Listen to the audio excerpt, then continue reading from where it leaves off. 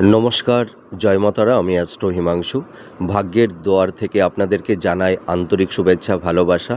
আজ আমি যে প্রেডিকশানটি করতে চলেছি, জাতকেরা হলে ডান হাতটিকে দেখুন আর জাতিকারা হলে বাঁ হাতটিকে দেখুন। আপনারা দেখতে পাচ্ছেন এই যে বুধের ক্ষেত্রের নিচের দিকে, বুধের আঙুলের নিচের দিকে এই যে বুধের ক্ষেত্র, এই বুধের ক্ষেত্রে দেখুন আপনারা এই যে দুটো বিবাহ রেখা দেখতে পাচ্ছেন। দেখুন, একটা বিবাহ রেখা সোজা স্ট্রেট চলে গেছে, আর একটি দেখুন তার পাশের যে বিবাহ রেখাটি, এই রেখাটি এসে এই দ্বিতীয় বিবাহ রেখাটির, এই যে দ্বিতীয় বিবাহ রেখাটির সঙ্গে দেখুন যুক্ত হয়ে গেছে। তার মানে কি, দুটো বিবাহ রেখা মানে এই দুটোর সঙ্গে যুক্ত হয়ে গেছে।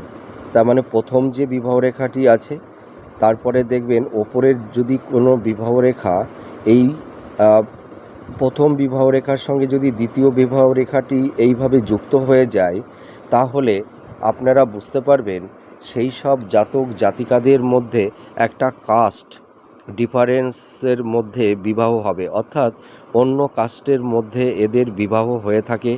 অনেক সময় দেখা যায় যে এদের মানে এজ ডিফারেন্সও হতে পারে, মানে ছেলের থেকে হয়তো মেয়ে অনেক ছোট হতে পারে বয়সে, আবার মেয়ের থেকে ছেলের এজ হয়তো অল্প হতে পারে। মানে মোটামুটি এজ ডিফারেন্সের একটা পার্থক্য থাকবে। এছাড়া দেখা যায় এদের মধ্যে মানে ইন্টারকাস্ট ম্যারেজও অনেক সময় হয়ে থাকে। আর শুরুতে এদের সমস্যা হয় বিবাহিত জীবনে, পরবর্তীতে দেখা যায় যে কোনো ক্ষেত্রে হয়তো এদের বিবাহের জায়গাটি, অর্থাৎ দাম্পত্য রিলেশনের জায়গা বা দাম্পত্য জীবনের ক্ষেত্রে এদের অনেক সময় ভালো হতেও পারে, আবার নাও হতে পারে।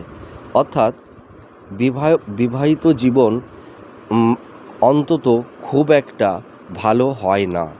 আপনারা মিলিয়ে দেখুন এই প্রেডিকশানটি কতটা ম্যাচ করছে। নমস্কার, জয় মাতারা।